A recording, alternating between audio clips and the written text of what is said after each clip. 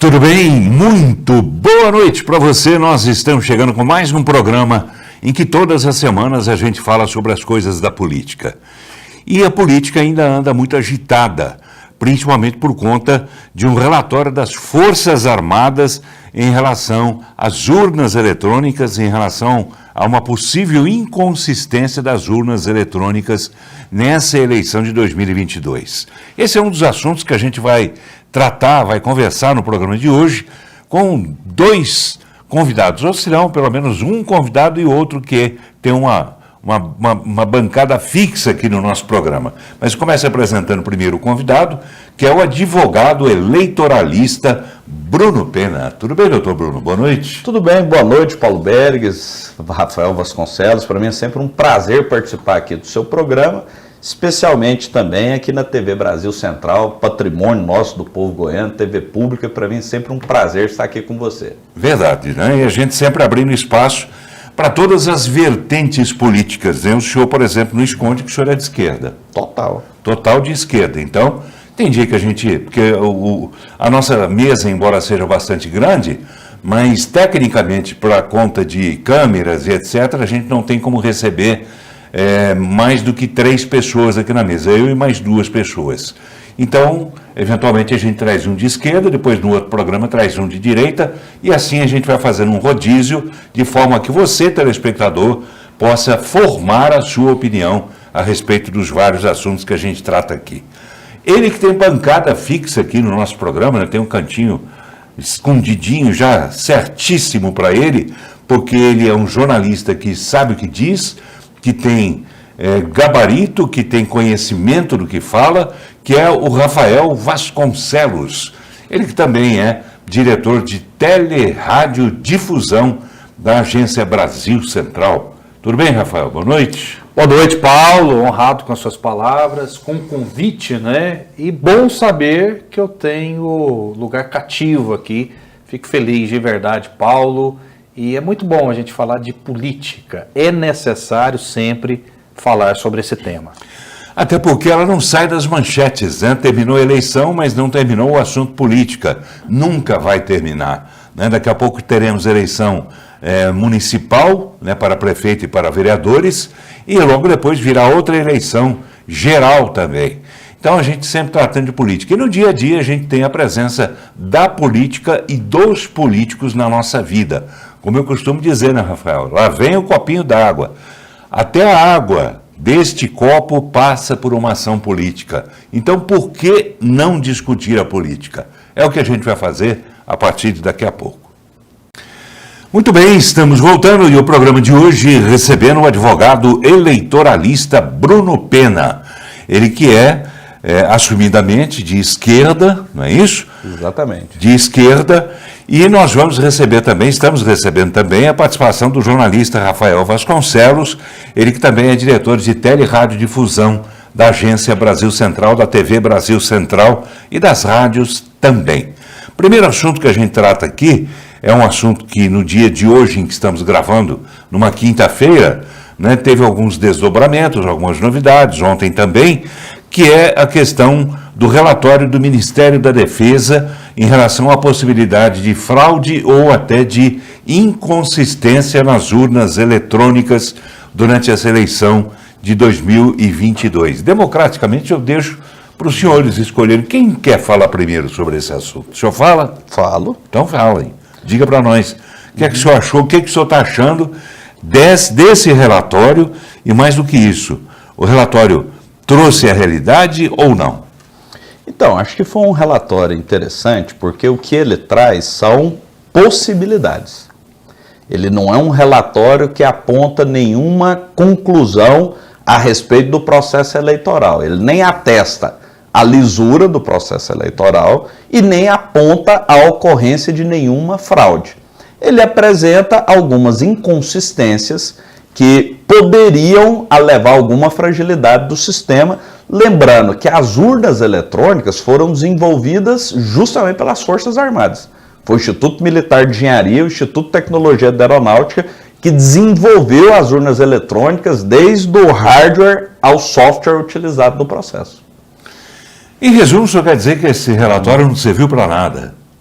É assim, é mais uma investigação a respeito do processo, mas não tem conclusão alguma, não influencia em nada no processo eleitoral. Assim como muitas CPIs que a gente vê por aí afora, né, Rafael? É o que ele está dizendo. Você diz a mesma coisa, não? Paulo, o grande problema é o seguinte, nós como jornalistas não dá para a gente afirmar, houve fraude, né? Mas o que esse relatório diz é algo importante. Não houve a possibilidade de uma investigação completa a respeito das urnas eletrônicas. Não estou dizendo que se tivesse a possibilidade de uma investigação concreta, mais profunda, né? Mais profunda detectaria fraude, não dá para dizer isso, mas é mais ou menos o seguinte, olha, eu vou fiscalizar seu restaurante, mas você não pode entrar na cozinha. É mais ou menos isso, né, popularmente falando. O TSE deveria abrir tudo, deveria abrir a caixa preta, deveria dar uma transparência absoluta no que diz respeito a esse assunto, para acabar qualquer tipo de dúvida. Aliás, se houvesse uma mobilização para o voto impresso ou auditável lá atrás, a gente não ia nem fazer esse programa a respeito desse assunto, porque houve muita desinformação na época. Essa é a verdade. O que é o voto impresso? É a mesma urna, você digita lá para presidente da República, ou 22 ou 13, e aí esse papelzinho, né? Ele vai para uma urna, caso seja necessário para uma conferência, se a votação for muito apertada ou se houver o pedido do perdedor, como houve questionamento na época de Aécio Neves. Por quê, né? Todo mundo não quis esse voto auditável, só para gerar essa situação, essa dúvida, esses questionamentos que existem hoje? Foi tudo, na sua opinião, então, como se diz, adredemente preparado para que isso acontecesse? É isso? Paulo, não dá para eu afirmar, mas, por exemplo, se eu tivesse no TSE, né, se eu tivesse no Congresso Nacional, se eu estivesse conduzindo o processo, eu diria o seguinte, olha, o que vai mudar se a gente aprovar o voto auditável? Por que houve uma mobilização por parte até de alguns ministros, de algumas autoridades, para que esse voto auditável não acontecesse? Já que em 2016 havia praticamente unanimidade. Várias pessoas da esquerda, inclusive o Ciro Gomes, diziam o seguinte, eu sou a favor do voto auditável, do voto impresso, é um mecanismo a mais de fiscalização, tudo se moderniza. A gente está num país, Paulo, Bruno Pena, que eu nem cumprimentei, desculpa a indelicadeza no início, né, mas boa noite para você. É o seguinte, Paulo, a gente está num país que você pode questionar Deus, você pode questionar a Bíblia, você pode falar que a facada não existiu, você pode falar que a Dilma não sofreu golpe, mas as urnas eletrônicas e o TSE são intocáveis, você não pode falar rigorosamente nada, porque senão as suas redes sociais podem cair e pode chegar uma pessoa aqui pedindo para que esse programa, por exemplo, seja censurado, então não dá para entender. Por que, Bruno, doutor Bruno Pena, por que lá atrás não se permitiu essa auditoria, esse voto, do voto impresso, né, a instituição do voto impresso, para evitar justamente qualquer tipo de dúvida, evitar, por exemplo, esse relatório das Forças Armadas, embora, como o senhor disse, tenha sido ela própria que criou as urnas, mas por que não permitir essa transparência total? Explico. Primeiro, a questão do voto impresso, ou voto auditável. Ele é impraticável e eu vou dizer o porquê. O voto, ele é secreto. Então, nunca a gente vai saber em quem que a pessoa votou. Aí a proposta era que saísse um comprovante do voto. Se a pessoa, ao ver aquele comprovante, declarasse, não foi nessa pessoa que eu votei.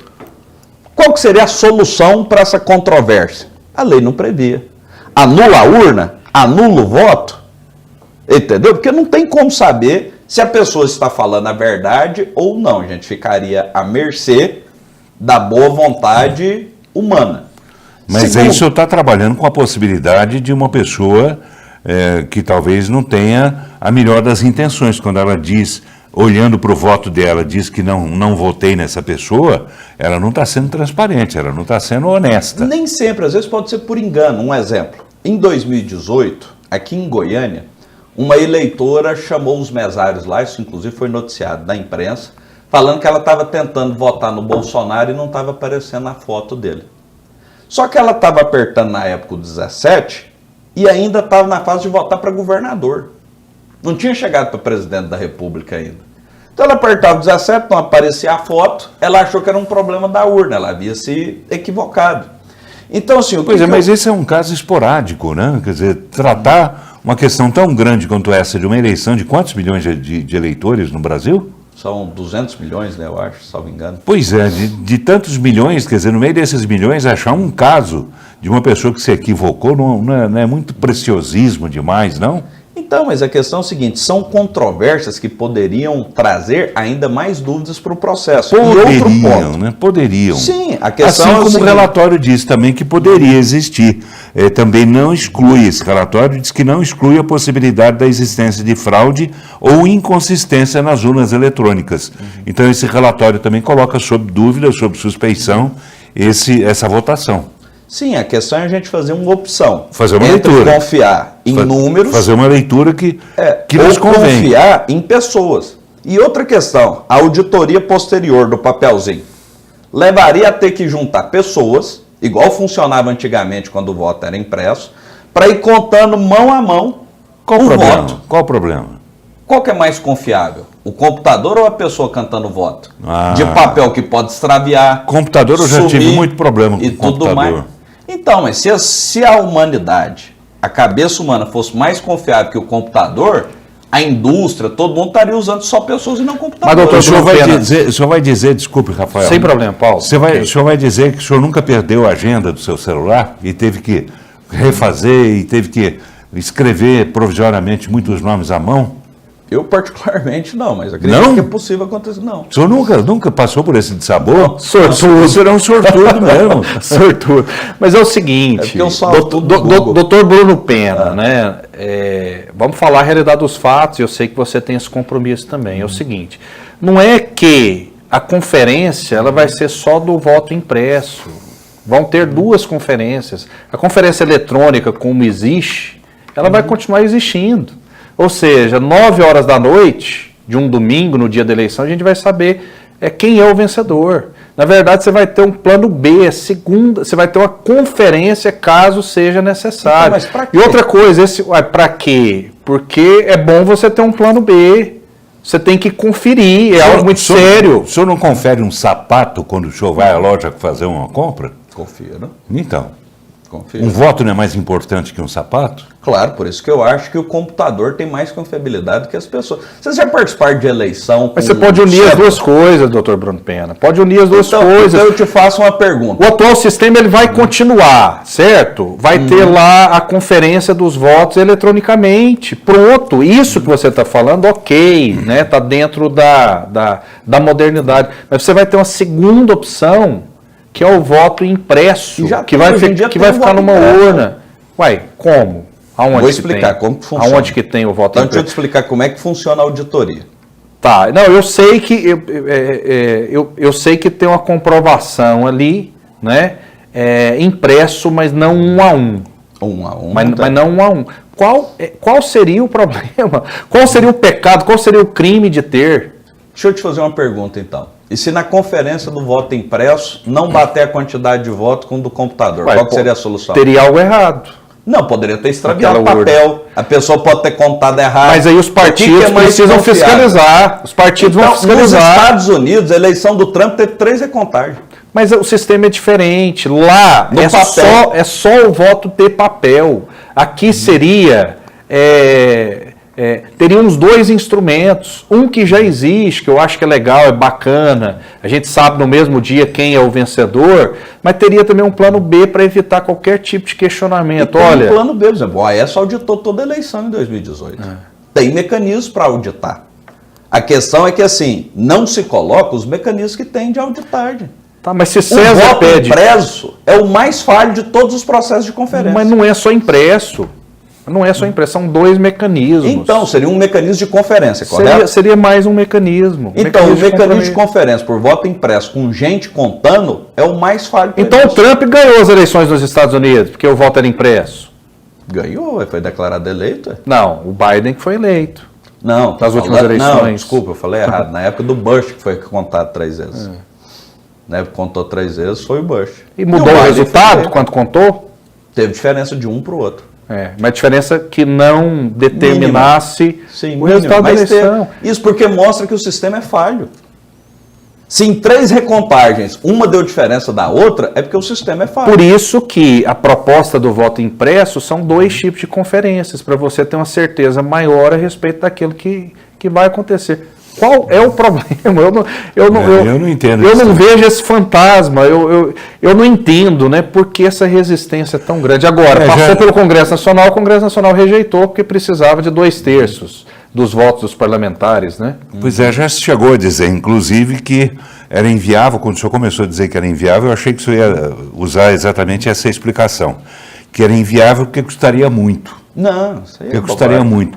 Você quer que custa mais do que um fundo partidário, por exemplo? Não, quer dizer, jogar dinheiro fora, mais do que jogam numa eleição, dando dinheiro para político fazer campanha, quer dizer, isso fica muito mais caro do que você fazer um voto impresso.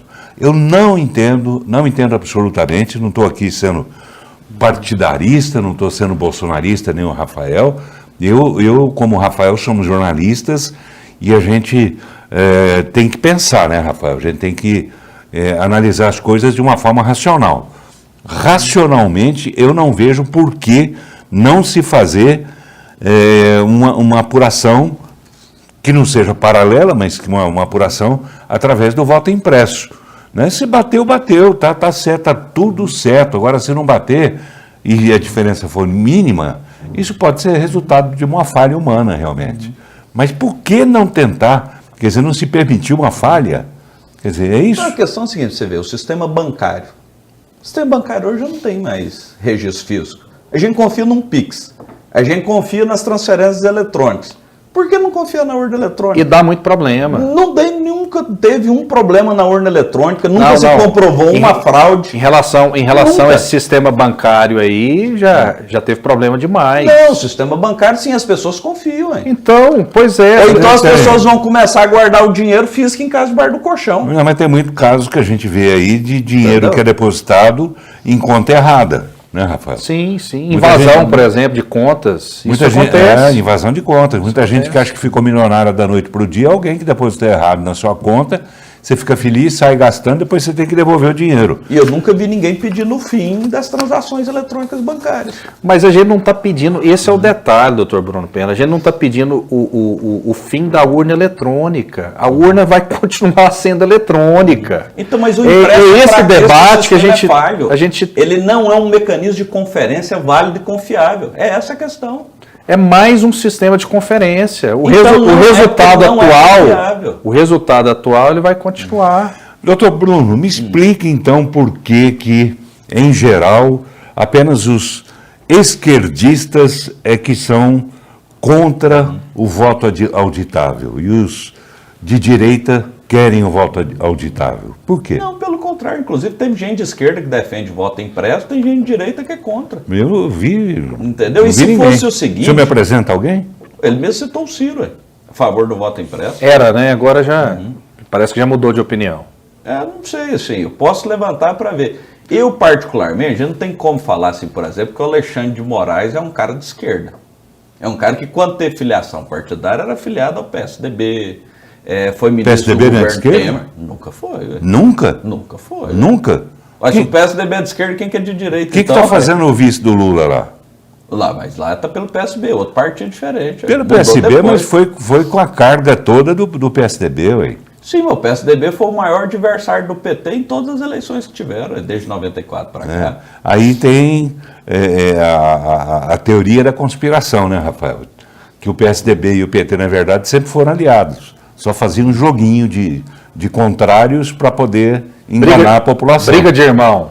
Mas naquela briga patricida entre o OAS e a Dilma, olha o que aconteceu no Congresso, levou a cassação da Dilma.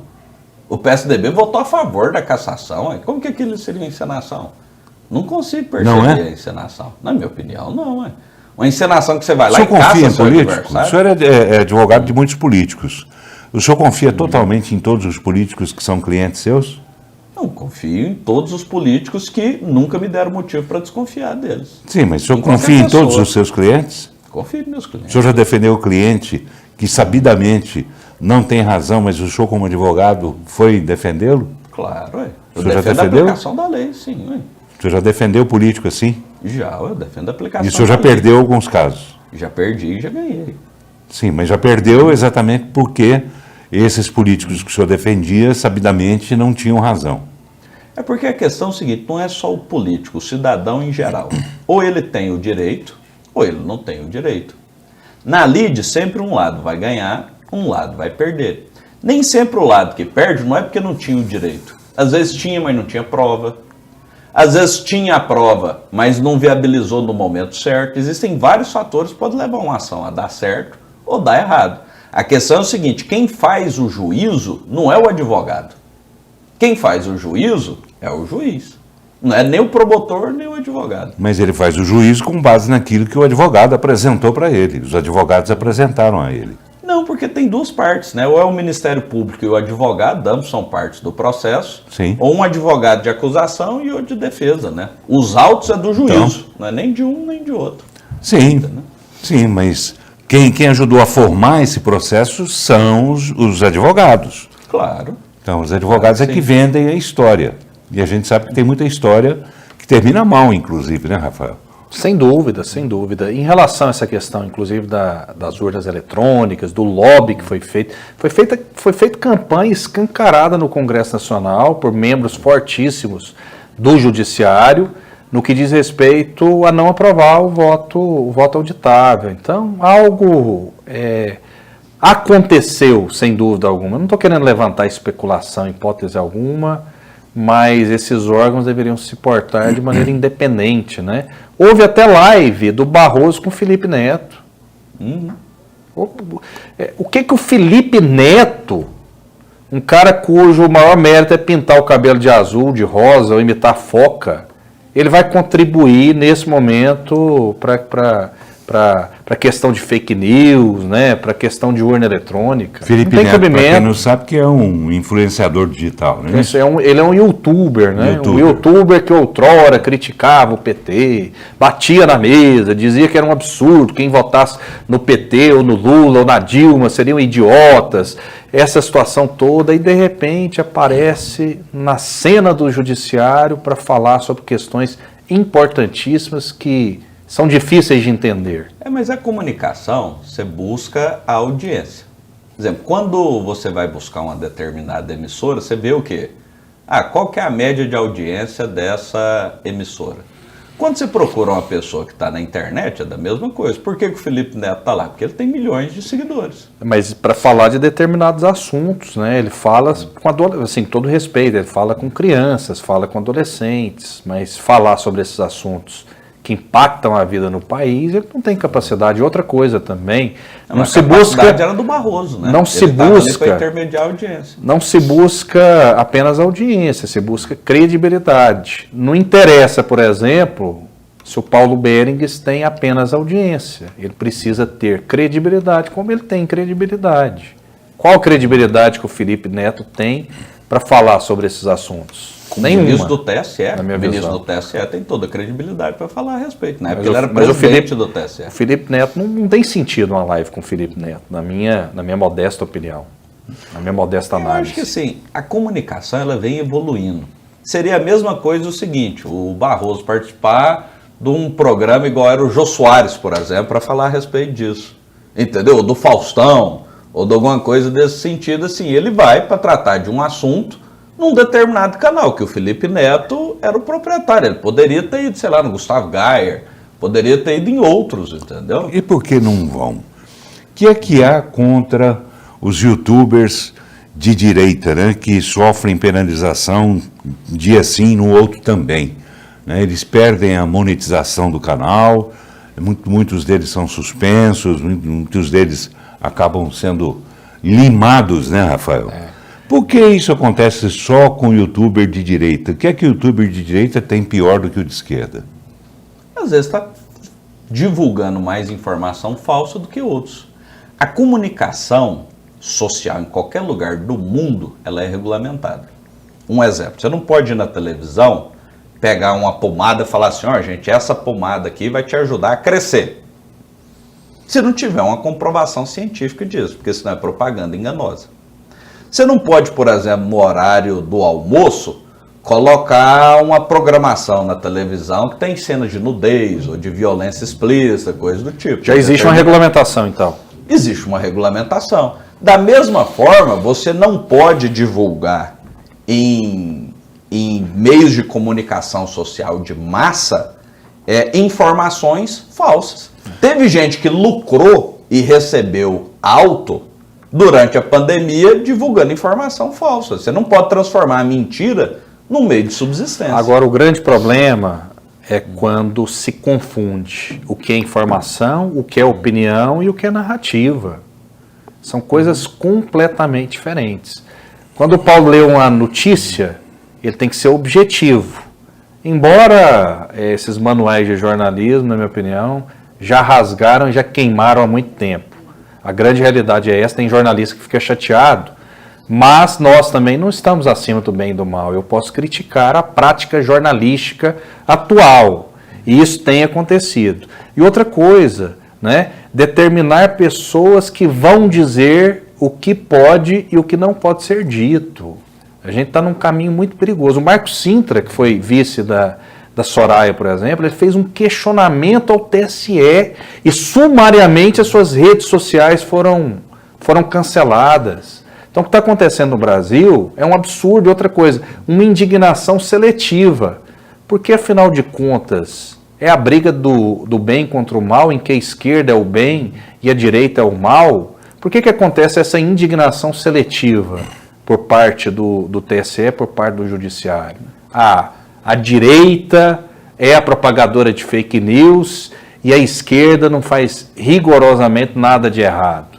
A realidade dos fatos é essa. O que a gente precisa separar é o seguinte: existe a comunicação social comum, existe a no período eleitoral. No período eleitoral, existem determinações, como o período de eleição é muito curto, de retirada de conteúdo. Em período normal, a pessoa pode falar a mentira que for. Nem sempre o conteúdo é retirado. Você tem o Marco Sintra falou depois da eleição. Então, mas não foi depois da eleição? Depois da eleição. Do segundo turno? Sim, depois do segundo turno. Eu não vi isso. Ele questionou, ele fez um questionamento dizendo que o TSE deveria averiguar as denúncias no que diz respeito às urnas eletrônicas. Foi depois da eleição. E quem que determinou a retirada do conteúdo? O TSE. Mas de ofício? TSE, de ofício. Bom, não vi a notícia. E o TSE é quem? E o TSE é quem? O TSE, né, é representado... O STE, né? O TSE hoje, né, é Alexandre de Moraes, né? Pois é. E não custa lembrar também que na medida em que o ministro Barroso, por exemplo, participa de uma live, de um programa com o Felipe Neto, ele está conferindo ao Felipe um atestado de idoneidade, né, que pode ser muito bem questionado, né, Rafael? Porque o Felipe pode até dizer as verdades dele, mas ele não diz a verdade o tempo todo, ou diz? Não, e outra coisa, ele assumidamente, ele tem um lado, né? Ele está no lado da esquerda hoje.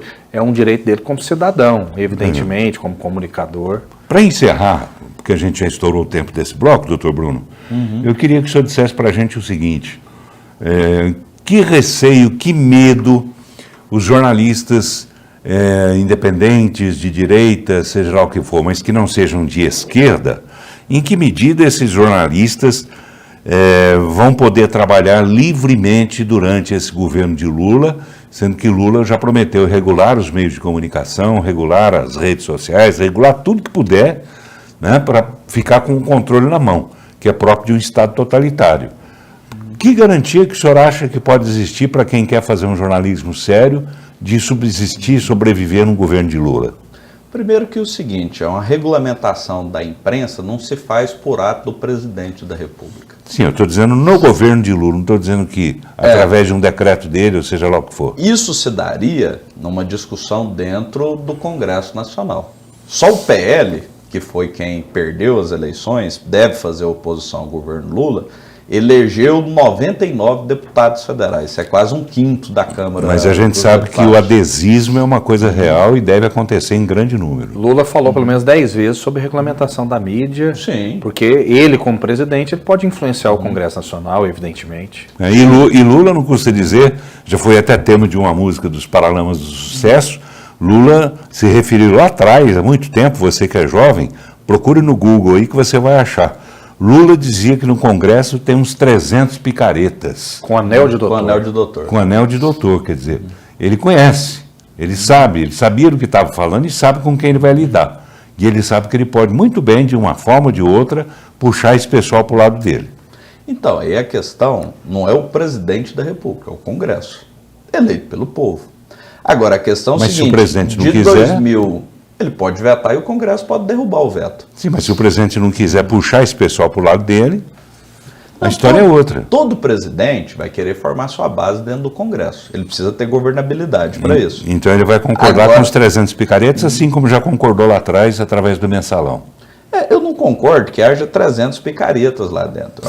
Foi Lula que disse. Sim, isso aí que ele disse no passado, estou dando minha opinião. Eu acredito que a pessoa, a partir do momento que ele é eleito, por mais que eu não goste da pessoa, ele é um representante do povo dentro do parlamento. O papel do presidente da República é construir a sua governabilidade lá. Igual o presidente anterior fez com o orçamento secreto. O orçamento secreto foi pela que mudou de nome, né? Agora já virou emenda, voltou a ser chamado pela imprensa de emenda de relator. Que não muda a natureza, né? Pois é, mas bastou o Lula ganhar, já mudaram o nome do negócio. Pois é, que é um negócio que está sendo questionado do STF, tem que acabar. Seja o presidente que e for, que não seja vai o nome acabar que dê. Então, mas tem que acabar. E por que é secreto? O que é emenda de relator? Antigamente, vinha um deputado, apresentava uma emenda no orçamento. Falava, eu quero que destina tantos milhões para essa obra em tal lugar. Beleza. Eu quero que destina tantos milhões para a construção de uma barragem em tal lugar. Tudo bem. Com o orçamento ou a emenda do relator, acabou. O relator vai lá e vai falando, destina tanto para tanto, tanto para tanto. Dá autonomia para o parlamentar. E ninguém sabe quem que está pedindo esses orçamentos. Dificulta a fiscalização da Controladoria Geral da União, a aplicação desses recursos, como é que está sendo. Fiscalização. A fiscalização, até porque qualquer deputado pode chegar e falar assim, não, eu coloquei aqui 500 milhões de emenda. Eu pedi para o relator. Não tem uma institucionalidade a respeito da emenda. Isso tem que acabar independendo do nome. Sem dúvida, tem não que acabar mesmo. Não tem por que a pessoa querer esconder uma emenda que está fazendo. Deixa eu ver se vai acabar. Será que vai acabar? Você que está em casa aí acompanhando o nosso programa, você acha que vai acabar isso? Ou tudo vai continuar do mesmo jeito? A gente vai para um rápido intervalo e já volta. Fique ligado. Muito bem, já estamos voltando. E o programa de hoje recebendo o advogado eleitoralista Bruno Pena. Também está aqui o Rafael Vasconcelos, que é jornalista e é diretor de Teleradiodifusão da Agência Brasil Central, que engloba aí a TV Brasil Central e as rádios, né, Rafael? É isso, Paulo. Brasil Central AM, FM. A nossa missão aqui é boa demais, né? E mais um monte de coisa. Mais um monte de coisa. Mas, graças a Deus, a gente consegue. Principalmente um monte de coisa. Principalmente um monte de coisa. Que toma tempo para burro. Toma tempo. O melhor é estar aqui, né? Gravando programa, falando sobre o que a gente gosta. Vamos falar sobre o presidente Lula? Eu quero ouvir o advogado Bruno Pena. Como é que ele recebe esse gesto, né? Estamos gravando o programa na quinta-feira, a gente nunca esconde isso do telespectador. Estamos gravando o programa na quinta-feira e nesta quinta-feira, Lula chorou ao reafirmar compromisso com o combate à fome no país. Eu vou deixar para o senhor dar uma legenda para essa foto do Lula chorando quando ele falou do combate à fome. Que legenda é? Eu acho que é justificável ele ser emocional falar ao combate à fome. Primeiro porque ele foi o presidente da República que, segundo dados da FAO, órgão vinculado à ONU, foi no governo dele que o Brasil saiu do mapa da fome.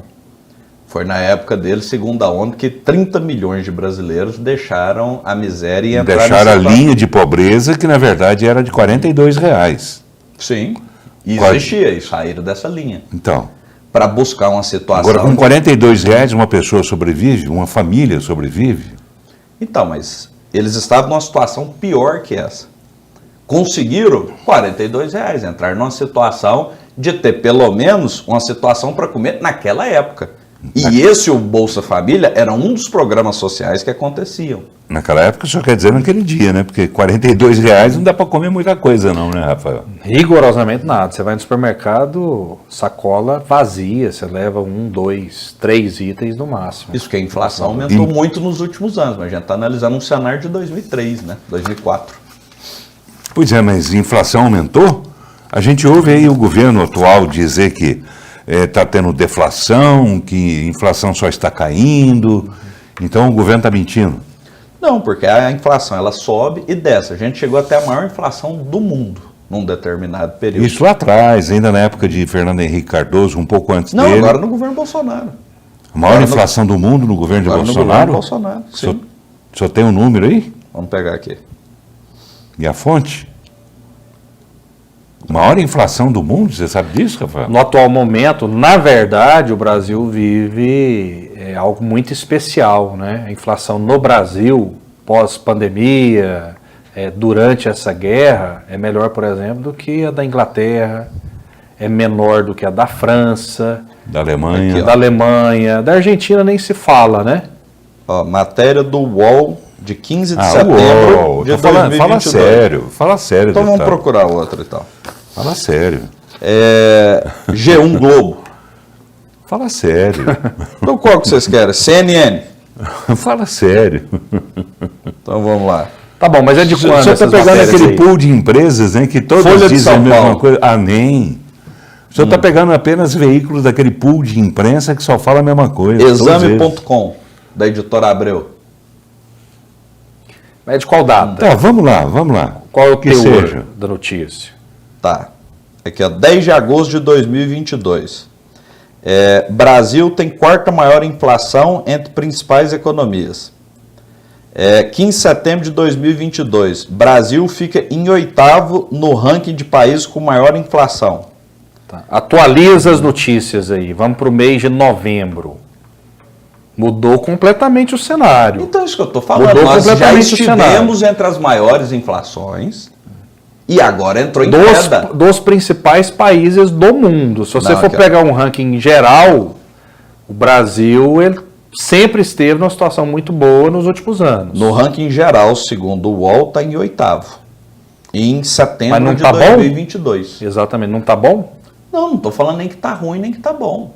O que eu estou falando é o seguinte, a inflação já esteve alta no país, por isso o preço dos alimentos subiu e a gente está analisando um cenário de hoje. E a inflação começou a cair pela elevação dos juros que o Banco Central fez, igual qualquer economia. Sim, mas Lula, quando deixou o governo também, a inflação estava alta, o desemprego estava alto, tinha todos esses problemas também. Mas no governo Lula chegou até o plano emprego, né? Dados do CAGED, né? Dados oficiais. Mas Tá bem. a bomba fiscal veio depois, né? Não, A aí Dilma sofreu as consequências. tá de tudo falando isso. de uma consequência, mas existiu o plano emprego. Para gerar emprego, você tem que desenvolver a economia. Isso leva a impactos econômicos. Não tem como fugir disso. Agora, a gente pode fazer o seguinte, pode querer controlar a inflação com arroxo fiscal, que é a elevação de juros, ou você pode controlar a inflação aquecendo a economia, aumentando a oferta de produtos. Agora, falando de economia, Lula deu uma declaração essa semana, né? Abrem aspas. Tal da estabilidade fiscal leva a pessoa a sofrer, ou seja, ele já deu uma sinalização muito clara, não uma, mas várias, né? De que ele não vai respeitar o teto de gastos. Isso fez com que o dólar disparasse e as bolsas de valores despencassem. É um sinal ruim esse, não é? Na sua visão? A bolsa que vinha crescendo até aqui, né? E o dólar vinha caindo até aqui. Ele deu uma declaração porque está recebendo um déficit fiscal de 400 bilhões e precisa de medidas orçamentárias para encarar essa situação. Que foi inventada uma PEC para criar uma situação emergencial com base no preço das gasolinas, para aprovar auxílio para caminhoneiro, para taxista e o auxílio emergencial de R$600 em ano eleitoral. Ele podia acabar com um auxílio emergencial de R$600. Então, mas o objetivo não é acabar, o problema não é o auxílio emergencial de R$600. É você criar um auxílio emergencial de R$600 em ano de eleição descumprindo a regra dos precatórios federais, com a PEC que ficou conhecida como a PEC do calote, e agora em descumprimento, inclusive na época foi muito criticado, do teto de gastos, para aprovar esses R$600. Agora, tem que ter uma medida orçamentária para equilibrar as contas, não é possível. E isso demanda gastos. Agora, é normal o mercado, num período de instabilidade, de incerteza, não sabe ainda quem que vai ser o ministro da Economia, não sabe ainda como é que vai ficar a equipe de transição. Guido Mantega, né, que teve muita dificuldade durante o governo Dilma, está fazendo parte do governo de transição. Isso significa o quê? O mercado não gostou. As consequências serão grandes, né? Já pensou a gente voltar ao tempo Dilma Rousseff? Seria muito ruim para o país. Então o mercado se preocupa. Então, mas o Guido entrou na equipe quando? Agora, recentemente. Então, e só hoje que a Bolsa caiu? É uma das consequências, é um conjunto de coisas. Principalmente por meio das declarações do Lula, né? Então, dizendo que não vai respeitar o teto de gastos. O mercado se preocupa. Ele não disse isso. Mas sinalizou. Tá, sinalizou. Quem não cumpriu o teto foi o Bolsonaro. Você acha que o Lula vai cumprir? Nós estamos em novembro. A gente pode depois recuperar o trecho do momento em que eu estou fazendo essa pergunta para você. Lula vai respeitar? Se eu fosse ele, não respeitaria. Então. Eu, inclusive, sempre achei errado ter um teto de limite de gasto. A administração de um país não é igual a administração de uma empresa que tem que dar lucro. Em determinados momentos... A Petrobras tem que quebrar, então, o Banco do Brasil tem que quebrar, Caixa Econômica Federal tem que quebrar... Não, ninguém está dizendo isso aí, né? Ninguém não tem que respeitar, ué. Não, mas o limite de teto de gasto não fala de lucro de estatal. Mas na época do PT, por exemplo, principalmente durante o governo Dilma, houve um prejuízo monumental na Petrobras. Na época do governo do PT, o valor da Petrobras E no governo Bolsonaro, no final, depois dos escândalos, durante depois do Petrolão... Durante o governo, quintuplicou. É só olhar os dados. Mas olha... O valor de mercado dela aumentou. Olha os balancetes, compararam o lucro e o déficit. No final ela estava... Estava sendo vendida a preço de banana, como foi, por exemplo, a gente sabe aí algumas usinas aí, foram vendidas a preço de banana. Agora, pegando esse gancho do Rafael, eu queria que o senhor me dissesse o seguinte: Lula formou a equipe de transição dele, esteve presente, evidentemente, na comemoração da eleição dele, e a gente viu o tempo todo ele rodeado daquelas velhas figuras da época do Mensalão, do Petrolão, aquela coisa toda. Inclusive, eu sempre me esqueço o nome dele, o irmão do Genuíno, que foi pego, né, com dólar na cueca, o secretário dele também. O que o senhor, como esquerdista, espera? O senhor acha que está certo o Lula trazer essa tropa toda de volta? Não digo que ele está trazendo essa tropa toda de volta. Mas já trouxe. Não, acho que só vai ter as cabeças pensando do governo quando nomear os ministérios. Agora, num evento do PT, ter filiado do PT é a coisa mais natural do mundo. O Bolsonaro disputou as eleições pelo partido Valdemar da Costa Neto. Aí ele fala assim, aí ele vai no evento, vai o Valdemar da Costa Neto, fala aí, ó, já está o Valdemar da Costa Neto, foi preso, responde processo e tudo mais. Uma coisa não significa outra. Entendeu? Eu acho que é o seguinte, num evento do PT, quem é filiado ao PT tem direito de participar. Agora, quem vai definir o governo são os ministérios e o presidente da República. Uma das dúvidas de Lula, né, já é manchete aqui do antagonista, o que fazer com Aloysio Mercadante? O Lula não sabe o que vai fazer com ele, mas vai ter que agregar os companheiros. Não, Aloysio Mercadante é uma pessoa excelente para estar no governo. Ok, mas o Lula não sabe ainda o que vai fazer com ele. Justamente porque ele é uma pessoa que pode ocupar qualquer posição no governo. Pela qualidade técnica e política que ele teve. Ele tinha protagonismo no governo Dilma, e o governo Dilma foi muito ruim. Então, mas não é um ministro que define um governo. Na campanha, por exemplo, ele foi o coordenador da campanha, o Mercadante. E foi uma campanha vitoriosa. Ele é uma pessoa que já foi senador, já foi ministro várias vezes, entendeu? É uma pessoa importante e que com certeza vai ser ministro do governo Lula. Não sabemos qual o ministério, né? O senhor acha que pode ter novidade nesse ministério? O senhor acha que Lula pode mudar um pouco a turma dele? Ou, de certa forma, ele acabou ficando refém dessa turma porque ele botou muita gente em enrascada, né? Por conta desse Mensalão, por exemplo, do Petrolão. Porque todo mundo acabou ficando com a culpa, menos ele. né? Ele acabou ficando, embora tenha sido acusado de chefe de quadrilha, né, inclusive pelos concorrentes à presidência, concorrentes com ele foi chamado de chefe da quadrilha. Ciro chama ele de chefe da quadrilha. A Simone Tebet. O Alckmin disse que ele voltaria à cena do crime. Voltaria à cena do crime. Quer dizer, a gente vai ver de novo aquele mesmo filme? Será que a gente vai ter que assistir de novo aquele mesmo filme, doutor? Sim, na política, falar qualquer pessoa pode falar o que bem lhe aprouver. O senhor está aí para falar o que bem lhe aprouver. Inclusive. Então, o que acontece? Assim, eu acho que essa equipe nova do governo Lula, eu acho que vai ter uma renovação de quadros. Agora, o PT é um partido que sempre contou com uma série de intelectuais que ajudaram a formatar todos os programas que existiram no PT. Intelectuais que depois debandaram, né? Hélio Bicudo, por exemplo, é um deles. Sim, mas está lá o Frei Beto, tem vários outros que estão lá. Então, é o seguinte, assim, praticamente quase a totalidade dos programas sociais que existem hoje no país foram desenvolvidos e implementados na época do PT, por pessoas que pensam o país. Essas pessoas devem participar novamente do governo. Agora, é um partido que contou com a maior aliança de partidos da história. Teve 10 partidos envolvidos nisso. Esses partidos vão indicar pessoas para participarem do governo, além da governabilidade que tem que se buscar no Congresso. Tem que buscar aliados na Câmara, no Senado. Então, o governo, naturalmente, vai buscar partidos que têm influência no Congresso Nacional para compor o governo. Um governo, um país do tamanho do Brasil, partido nenhum eleito consegue fazer só com os quadros da sua preferência. As circunstâncias políticas impõem uma coalizão para poder governar o país. Isso significa que Lula vai continuar refém dessas pessoas que o apoiaram em determinada situação? Não diria refém, ele vai continuar sendo apoiado refém, e contando com essas pessoas para participar do governo. Se ele é obrigado a ceder espaço para essas pessoas por força de um apoio que ele recebeu, isso se chama refém também. Mas ele não é obrigado, ele está chamando essas pessoas... Não é obrigado, mas ele já fez isso e vai continuar fazendo. Ou o senhor espera que não? Espero que sim, deu certo no passado.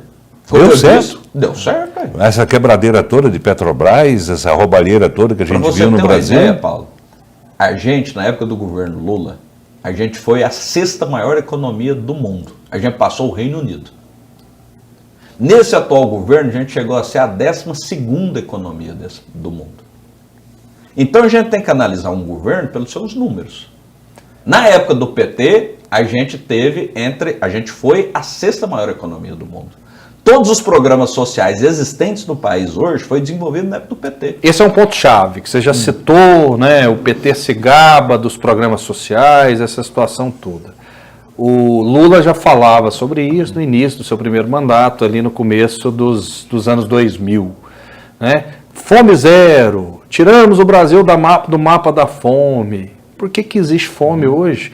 Por que naquela época os auxílios giravam em torno de 40, 50 reais e hoje é 600? Por que essas pessoas, né, em tese, voltaram a sentir fome? Por que a situação não foi resolvida? Por que não houve uma solução um tanto mais concreta no que diz respeito a essa questão da fome? Né? É porque o PT gosta da fórmula exata, infalível de ganhar a eleição, dá esmola para o povo, né? Dá migalhas para o povo, dá o pão e o circo para o povo, que o povo sempre vai precisar de pão e circo, o povo sempre vai precisar da esmola, e lá na frente isso vai ser trocado por voto. Por que em 13 anos no poder, efetivamente o PT não tirou o povo da fome? Por que precisa voltar a esse assunto 20 anos depois? Isso foi dito, inclusive, pelo Lula. Né? Qual país que acabou com a fome? Tem a maior economia do Brasil. Mundo, a maior economia do mundo acabou com a fome? Mas não dá nem para comparar. Mas acabou com a fome? Comparar. Extinguiu a fome? Lá não tem gente que passa fome? Mas hoje milhões de pessoas prometendo o que o Lula está prometendo. Aí. Então, mas a questão não se resolve em 13 anos. O programa é fome zero. Foi o Lula que prometeu, doutor Bruno. E naquela ele época prometeu o Brasil seguinte, saiu do mapa fome da zero, fome zero. Ele não está prometendo fome 1, fome 2, fome de 500 mil pessoas, fome de 1 milhão. Ele está falando fome zero. E na época chegou isso a não zero. Aconteceu. Saiu do mapa da fome segundo a ONU. O senhor não é ingênuo desse tanto achar que houve fome zero no Brasil. A ONU está mentindo. Então o senhor acabou de dizer que ninguém conseguiu acabar com a fome. Aí o senhor está falando é dinâmica. Agora que acabou com a fome. As pessoas saem da pobreza, as pessoas voltam para a pobreza. Tem gente milionária que quer. Então qual foi o segundo do ponteiro do relógio em que o Brasil acabou com a fome? Não sei, não tem um segundo, isso é um processo. A FAO fez um relatório que 85% das pessoas em situação de insegurança alimentar haviam deixado essa situação. Foi a FAO, a ONU. Eu não vejo por que eles mentiriam em favor do PT. Agora, em 13 anos não se resolve um problema de 500 anos de desigualdade. Nem a maior economia do mundo acabou com a fome. Não vai cobrar do PT, que o PT acaba com a fome. O senhor cita aí organismos internacionais, assim como o Lula citou, por exemplo, que ele foi absolvido, inclusive, pela ONU, que é um absurdo, né? A ONU não está lá para julgar ou absolver ninguém e nem tem esse poder de interferir na justiça de determinados países, de todos os países. Mas os senhores gostam de usar esses organismos internacionais, como usaram, por exemplo, na pandemia, para criticar o governo que está, com base no que foi dito pelo Tedros Drauzio? Não, pelo presidente da OMS. É um nome... Certo. É um nome que eu não guardei, me desculpe. Da Organização Mundial de Saúde. Quer dizer, o que ele pregar, primeiro que ele não é médico, ele é presidente da Organização Mundial de Saúde e não é médico. Quer dizer, não tem a experiência de um médico que o médico teria no lugar dele. Aí ele soltou certas inverdades que a esquerda aqui no Brasil comprou e passou a condenar a atitude de Bolsonaro no combate à pandemia. Então, esses organismos internacionais não podem ser incessados assim, me desculpe, mas é uma opinião minha. Assim como você, telespectador, também haverá de ter a sua, mas eu acho que a gente não pode incensar tanto, porque esse pessoal não tem o poder da divindade de ser correto em tudo. Então, esses números que são citados pela FAO, seja lá o que for mais, eu sempre vejo com desconfiança. Mas são os únicos organismos que medem esse tipo de fome, esse tipo de coisa. Eu não acredito. Desculpe. É natural, a questão é a seguinte. Só que quando a gente fala de administração pública, a gente tem que buscar parâmetros para comparação. Por isso que existe o CAGED, por isso que existe o IBGE, para ter dados para fazer a comparação. Todo dado, ele existe a possibilidade de ser falho. Não tem problema. Só que assim, ao invés da gente fundamentar uma opinião num sentimento, busca-se fundamentar em dados, ainda que os dados sejam falhos. Não tem nenhum outro dado mostrando o contrário, por exemplo. Porque aí quando a gente fala sobre desconfiar e acreditar, é um ato de fé. Quer dizer, tem gente que acha que o Michael Jackson não morreu, tem gente que acha que o Elvis está vivo, cada um tem gente que acha que o homem nunca pisou na lua. As pessoas têm os seus sentimentos. Tem gente que acha que o Bolsonaro não levou a facada. Tem gente que acha, eu, por exemplo, acredito que levou. Você acredita que levou? Você é um claro, é um médico falando que deu, eu vou duvidar do médico. Vamos lá, temos quantos minutinhos? 3 minutinhos, 2? 2. Para encerrar o programa. Eu gostaria que o senhor, doutor Bruno Pena, tivesse pelo menos 1 minuto e pouco desses 2 para o senhor se dirigir ao nosso telespectador, né, e até porque a gente também monopolizou um bocado a conversa, mas... Principalmente o Rafael. Mas fique à vontade, né, para o senhor, de repente, dizer alguma coisa que o senhor não concluiu enquanto a gente fazia a entrevista, ou seja lá o que o senhor queira dizer. Bom, Paulo, eu acho importante o espaço para a gente dizer que o seguinte, numa democracia, e o nosso país tem pouco tempo de democracia, para você ver, eu não tenho tanto tempo assim de idade, eu tenho mais tempo de vida do que o país tem de democracia. Eu nasci em 85, primeira eleição de presidente no país foi em 89. Então, para a gente poder aprimorar o nosso processo democrático, o primeiro pressuposto é aceitar o resultado das urnas. proclamada às urnas, a gente precisa tocar para frente. Daqui 4 anos tem outra eleição. Por isso que as eleições são periódicas, em prazos pré-estabelecidos, justamente para isso. Para que a insatisfação das pessoas sejam testadas nas urnas de tempos em tempos. E o mais importante, as pessoas terem a capacidade de discordar sem odiar, de divergir sem agredir, de poder manifestar livremente as suas ideias e opiniões, de poder ouvir a manifestação de ideia e opinião contrária e alheia, para que a gente possa viver de forma harmoniosa, construindo um país que seja bom para todos, que seja um país grande, próspero, onde todo mundo tenha condição de viver e criar sua família e poder trabalhar e estudar com dignidade nesse país. Concordo plenamente com o senhor, assina embaixo. Então, chegamos em concordâncias. Nós e torço, então, porque eu assino também. Você também, né?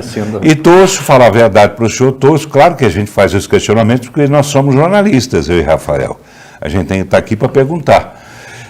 E torço, com toda sinceridade, eu torço para que Lula dessa vez acerte, né? Para que ele faça realmente um bom governo e para que a população seja beneficiada de verdade, né? E eu só acrescento mais uma coisa que eu já disse aqui uma vez, 2, sei lá, ou 3, ou mais, eu já votei no Lula.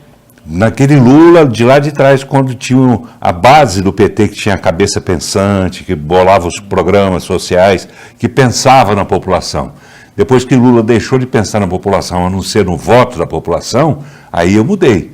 Porque eu falo, não vou concordar com isso. E é um direito meu. Assim como é um direito seu concordar ou discordar de mim, né? Eu espero que com isso a gente esteja motivando você também a pensar, tá certo? Doutor Bruno Pena, obrigado por ter vindo. Boa noite. Eu que agradeço, Paulo, esse espaço privilegiado aqui dessa audiência sua qualificada. Para mim é sempre uma alegria poder participar aqui, que acaba virando um bate-papo. Para mim é sempre prazeroso poder vir aqui conversar com você, com o Rafael Vasconcelos. E repito, para mim eu sempre priorizo participar aqui da programação da TV Brasil Central, que para mim é uma obrigação nossa, como todos os goianos, de defender a televisão que é nossa, que é pública e que é patrimônio de todos os goianos. E abre espaço para todo mundo, né? Para todo mundo. E eu parabenizo o senhor também exatamente por essa predisposição de ouvir o que a gente também quer dizer, né? Por mais errado que a gente possa estar, só ouve também, assim como a gente deve parar e ouvi-lo também. Tomara que esse país mude, né, Rafael? Vamos embora? Tomara, vamos torcer, Paulo. Eu também já votei no Lula e muitas vezes a gente é perseguido, né, pelas nossas posições, por nós questionarmos. Eu fico muito feliz.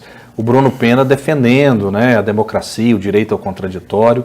E isso muitas vezes me preocupa, né? A liberdade de expressão é fundamental. Perdemos recentemente Valério Luiz, né, que trabalhou com Evandro Gomes, que está aqui, que honra, né? Abraço, uma honra, viu? Gomes, corta aí para o auditório, né? E ele não aceitaria nenhum tipo de censura. Valério, Mané de Oliveira. Então a gente vive um tempo em que a gente tem que lutar pela liberdade de expressão. Verdade. Obrigado, Evandinho. É isso, Paulo. Muito obrigado. Um abraço, meu amigo. Uma honra.